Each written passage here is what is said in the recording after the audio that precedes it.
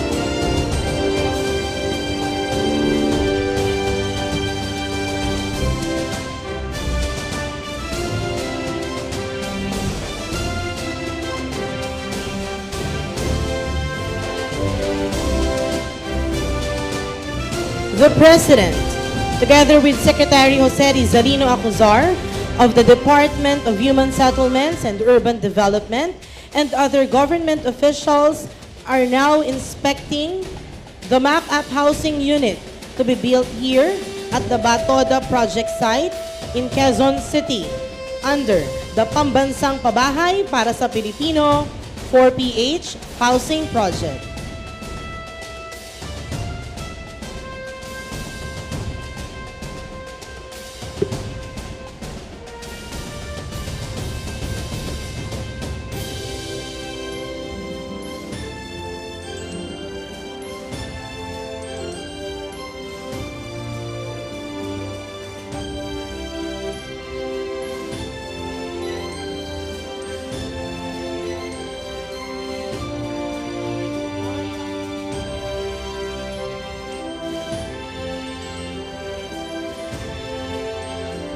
Ladies and gentlemen, the President of the Republic of the Philippines, His Excellency Ferdinand R. Marcos Jr.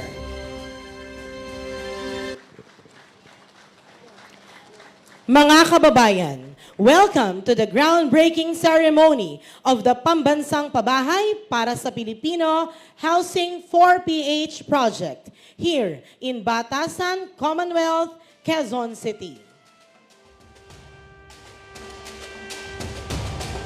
May we request all the guests to please be seated.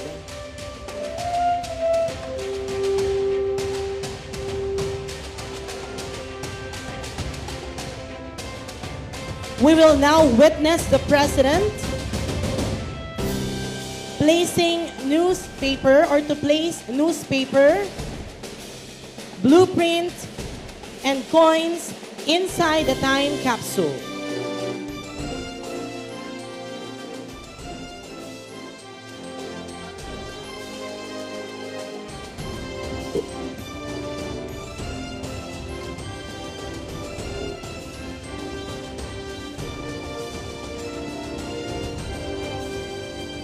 The President is now placing the newspaper,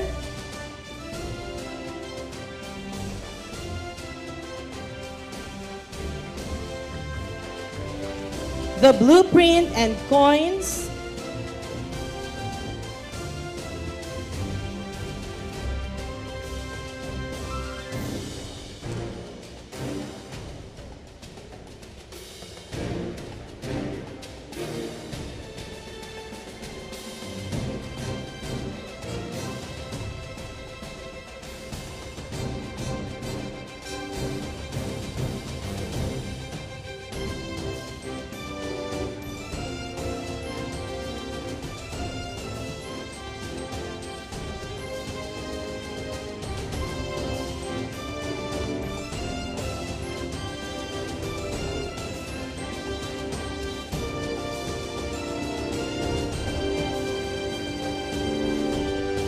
the President is now placing inside the time capsule the newspaper, blueprint, and coins for the Pambansang Pabahay Para sa Pilipino Housing Project. Let's give him a big round of applause.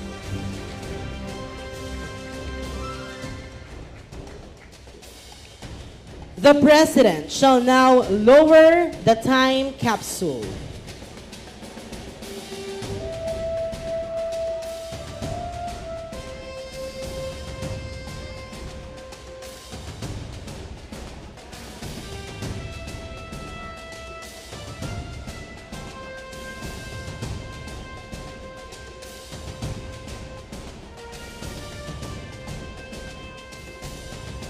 Once again, the President is now lowering the time capsule. A round of applause. At this juncture, the shovels will be turned over to the President. Department of Human Settlements and Urban Development Secretary Jerry Acuzar, House Speaker Martin Romualdez, and other government officials.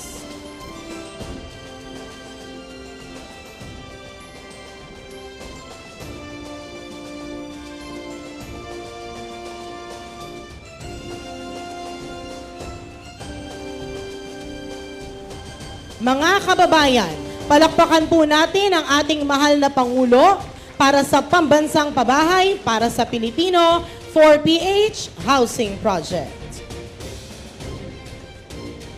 Thank you, Mr. President.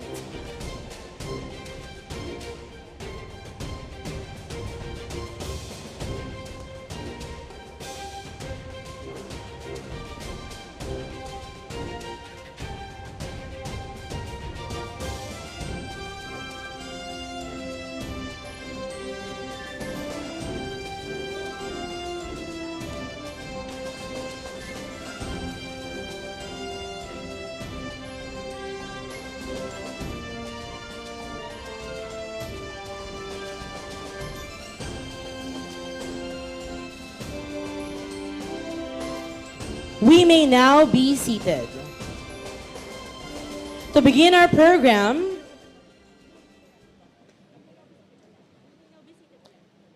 we may now be seated.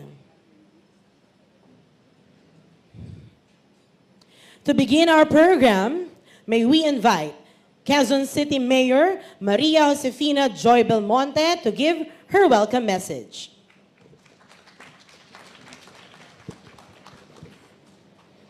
President of the Republic of the Philippines, His Excellency Ferdinand Marcos Jr., sir. Speaker of the House of Representatives, Congressman Ferdinand Martin Romualdez, sir. Representative of the 2nd District of Quezon City, Congressman Ralph Tulfo. Department of Human Settlements and Urban Development Secretary, Jose Jerry Acuzar, sir. Sa aking mga kapwa lingkod bayan at mga kapwa Q-citizens, isang maligaya at mapagpalang umaga sa inyong lahat. Lubos kaming nagagalak na makasama ang bawat isa sa inyo sa espesyal na araw na ito, lalo na ang ating Pangulo, si President Bongbong Marcos. Una sa lahat, nais kong magpasalamat sa Pangulo at sa Department of Human Settlements and Urban Development dahil pinili po ninyo sa aming lungsod itayo ang napakalaking proyekto na bagong bliss para sa mamamayang Quezon City. Ang dalawang mixed-use residential at commercial tower na uusbong dito ay mahalagang bahagi ng flagship housing program na Pambansang Pabahay Para sa Pilipino Program, Zero ISF Program for 2028 o 4PH. Kaya naman isa itong malaking karangalan para sa amin. Ito rin ay patunay na tinutupad ng Pangulo ang kanyang mga pangako. Dahil sa mismong barangay na ito, binanggit niya ang kanyang pagnanais na may sakatuparan ang malawakang pabahay para sa ating mga kababayang maralita. Ito ay katuparan ng pangarap ng napakaraming mga Q-citizen tulad ng Batasan Tricycle Operators and Drivers Association o BATODA na siyang pinakamalaking samahan ng TODA sa Pilipinas na may membro na aabot sa 7,000. Hindi magtatagal, magkakaroon na sila ng maayos at kaaya-ayang tirahan. Nagpapasalamat tayo ng lubos sa Pangulo. Dahil tayong mga taga-lungsod Quezon ay isa sa mga unang makikinabang sa kanyang hangarin na bigyan ng katiyakan sa paninirahan ang mga Pilipino. Ngayong bumabangon na tayo mula sa pandemya, masarap isipin na katuwang natin ang Pangulo sa pagbibigay katuparan sa mga proyektong magtitiyak sa mas maayos na buhay para sa ating mga mamamayan. Sa ating Pangulo at sa DSUD through Secretary Acuzar, makakaasa po kayo ng aming buong suporta at maagap na pagkilos para mabilis na maisakatuparan ang pagpapatayo ng 6 na milyong tahanan.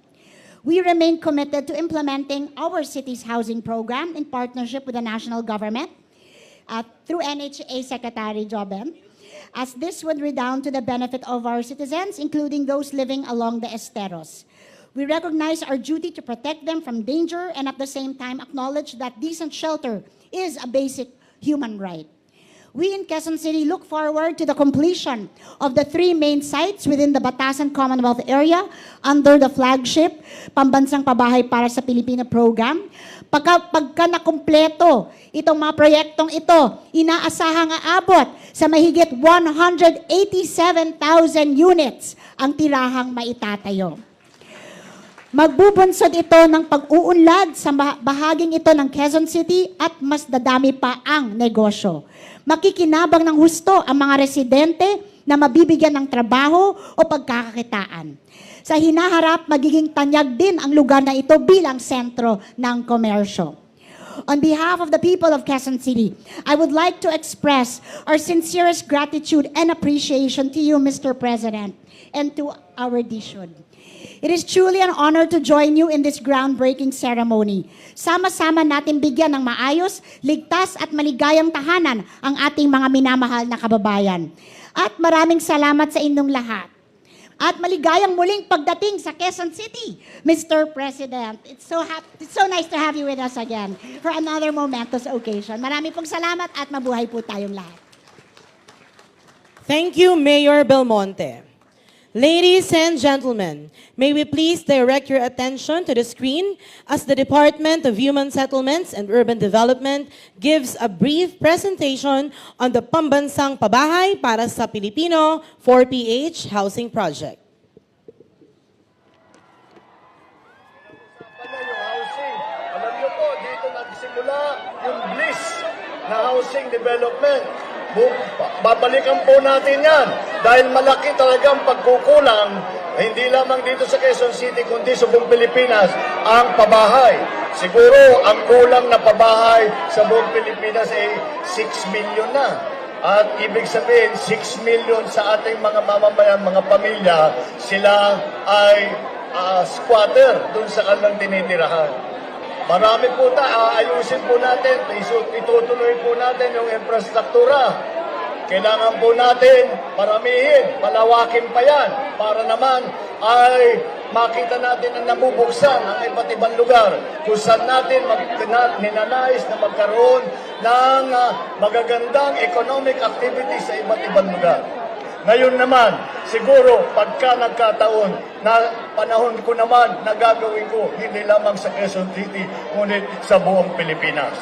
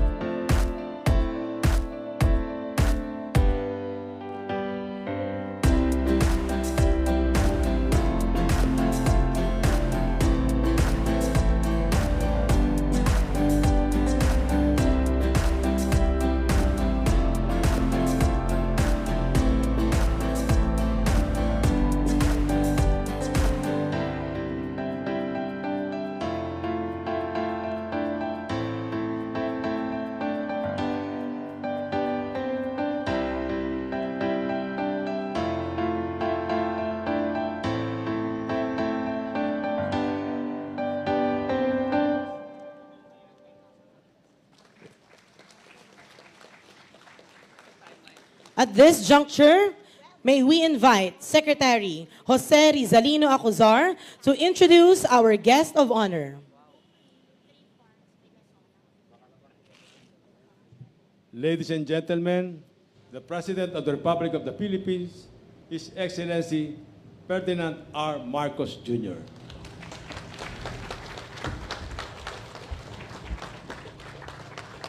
Thank you very much. Please take your seats. Thank you very much, Secretary Jerry Acuzar, for your kind introduction. Joining us today is the House Speaker, Martin Romualdez. I think you are still the youngest, no? Not anymore. Second youngest, the second youngest congressman that we have for this new term, the Quezon City 2nd District Representative Ralph Wendell Tulfo, and Ilocos Norte 1st District Representative Ferdinand Alexander Marcos, who has chosen to join us on his way to work. And of course, our partner in all of these development projects, our good mayor, Quezon City Mayor Joy Belmonte. My fellow workers in government, other distinguished guests, ladies and gentlemen, magandang umaga po sa inyong lahat. I am very happy to be here with you today as we once again gather to witness the fruits of our teamwork for a greater purpose. today is indeed an important and I would say even a great day as we hold the groundbreaking ceremony for the first phase of the Batasan Development and Urban Renewal Plan, which is part of the Pambansang Pabahay Para sa Pilipino Housing or the 4PH program. What we are witnessing today is only the beginning of one of the largest projects under the government's flagship housing program. Slowly but surely, we will be able to achieve our greatest aspirations for the nation, including the dream for a decent and affordable housing for every Filipino family. Let us recognize the officials and personnel of the Department of Human Settlements and Urban Development for leading this flagship housing program. Let me also thank the local government led by our good mayor, Mayor Joy Belmonte, for the local government support to the DHSUD and the national government and for allocating land and financial resources for housing, a very critical service for all of us in government. Thanks to your commitment here in Quezon City and to our commitment to our collective vision, we will be able to build a better, more resilient, and more equitable communities through the development of sustainable human settlements. But how do we achieve sustainable human settlements?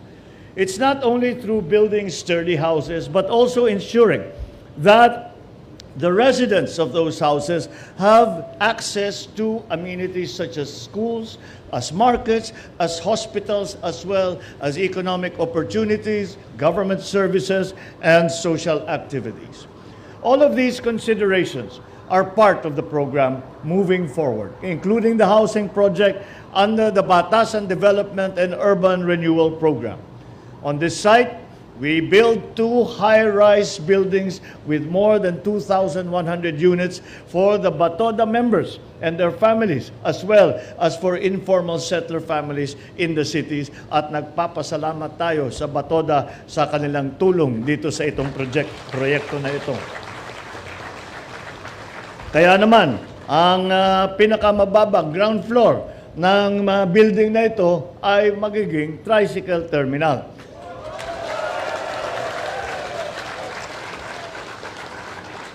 Those living here in the surrounding areas will have complete access to markets, to schools, to hospitals, and various means of making income so they will prosper and get to see their goals and dreams come to life. Let me also take this opportunity to underscore that the housing plight, like any other social issue, can only be addressed through a whole of society, a whole of nation approach. I welcome them and encourage the DHSUD to continue their efforts in forging and strengthening partnerships with other government agencies and the private sector to secure requirements for housing production and funding.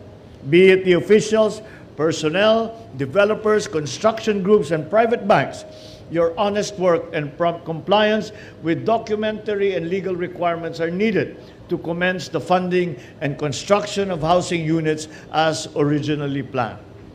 The local government's role in particular is crucial in ensuring the success of all of these projects, especially in identifying suitable lands for housing, selecting the qualified beneficiaries, and securing sustainability and livability for our people for the future years to come. And just as a point of information, we would like to also announce that we are also doing a groundbreaking ceremony. Kagaya nito, meron din ngayon sa kasalukuyan doon sa Kawayan, sa Isabela. Kaya't hindi lamang dito sa NCR, kung hindi sa iba't ibang lugar sa buong bansa. Kaya't with all of these things said, we are still left with the fact that many of our beneficiaries will still not be able to afford the monthly amortization of these units. So, the government is committed to secure the needed housing interest support for 2023. I now call, kaya nandito, tiniyak namin, nandito si Speaker dahil I now call on Congress for your support, including housing interest support, as part of the regular appropriations for the succeeding years. Bukod pa ron, pinag-aaralan namin ni Secretary Jerry Acuzar ang pagtatayo ng subsidy fund para dito sa ating housing program. At siguro maglalagay tayo diyan, siguro pag nakahanap tayo ng pera, mga 1 billion siguro to start with para meron tayong subsidy na may bibigay para sa ating mga magiging tenant. Time and again, in every undertaking, we are reminded of the commitment, the collaboration, and compassion that is needed to be able to truly prioritize the welfare and the interests of our people. I also remind everyone in the DSSUD, the LGUs, all stakeholders, that we must continue to demonstrate transparency and honesty in all our transactions, keeping in mind the need to ensure the timely completion of the housing projects. Let us also be reminded that more than the building of grand and massive structures, our goal is to secure the welfare and the best interests of the Filipino people. Let our countrymen and the future generations, therefore, be at the center of every government action. With a focused heart and the active collaboration of government, the private sector, and the people themselves, I'm confident that we will provide decent, affordable, and sustainable housing for our countrymen in the coming years. And in turn, every family will see that they are now uplifted, that they have better lives ahead, and be equipped to contribute to building a better, brighter, and more progressive Philippines in the years ahead. Maraming pong salamat sa inyong lahat at magandang umaga po sa inyo.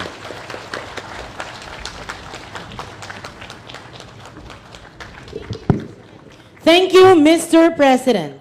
We will now have a photo opportunity with the President. May we invite the Cabinet Secretaries and officials from the House of Representatives on stage. Batch 2, please stand by.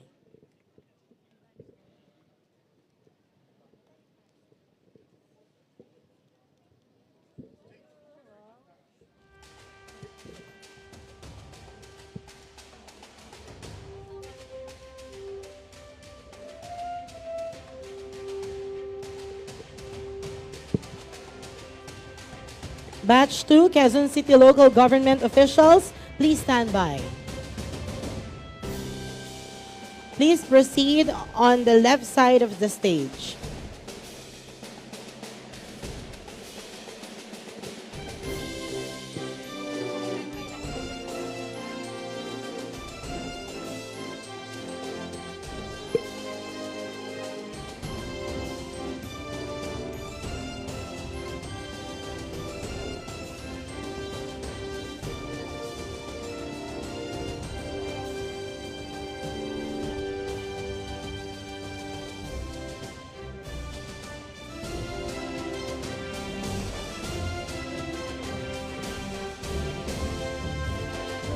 Thank you, Batch 1.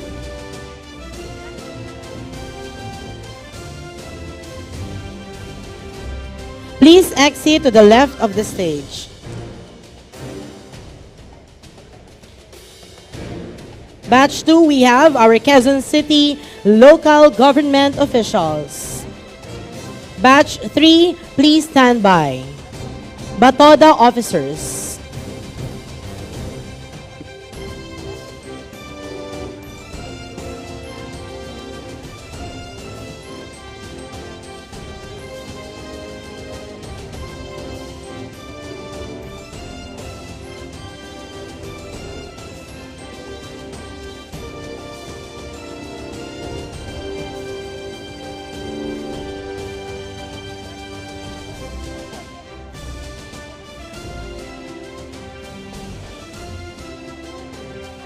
Batch 2, thank you. Batch 3, we have our Batoda officers.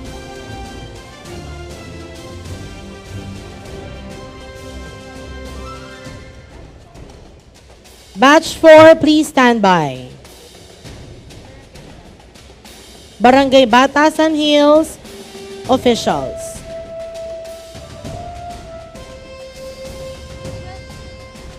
Batch 5, please stand by. PCC East Side heads.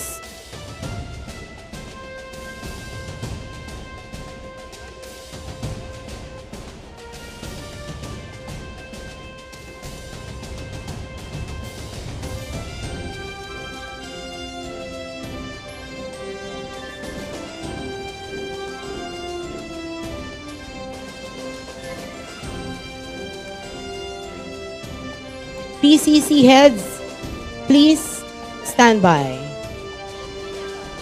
Thank you, Batch 3. Batoda officers. Batch 4, please proceed on stage. Barangay Batasan Hills officials.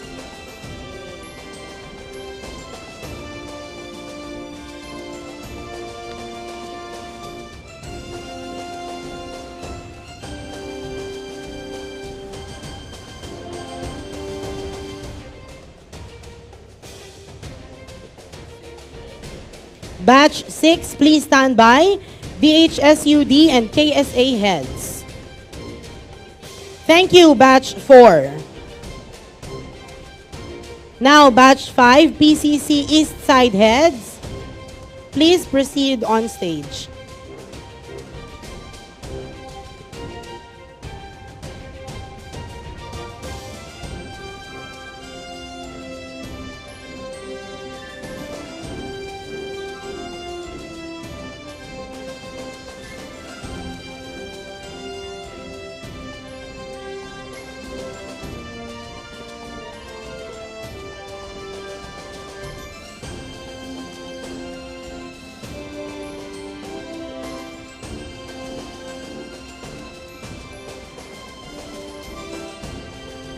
Thank you, Batch 5. Now, Batch 6, we have DHSUD and KSA officials.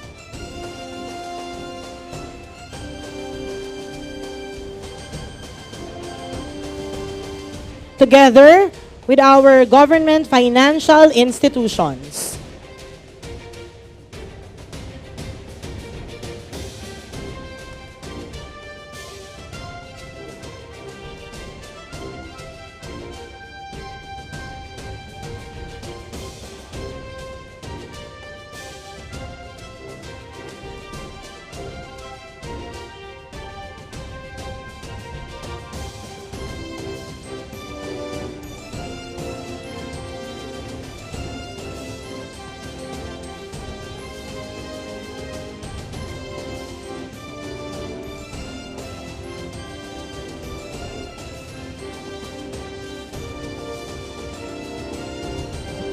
Thank you. Please exit to the left side of the stage.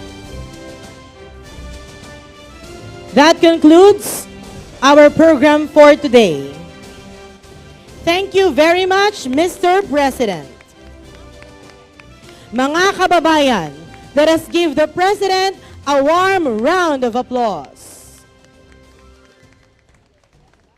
Once again, His Excellency Ferdinand R. Marcos Jr.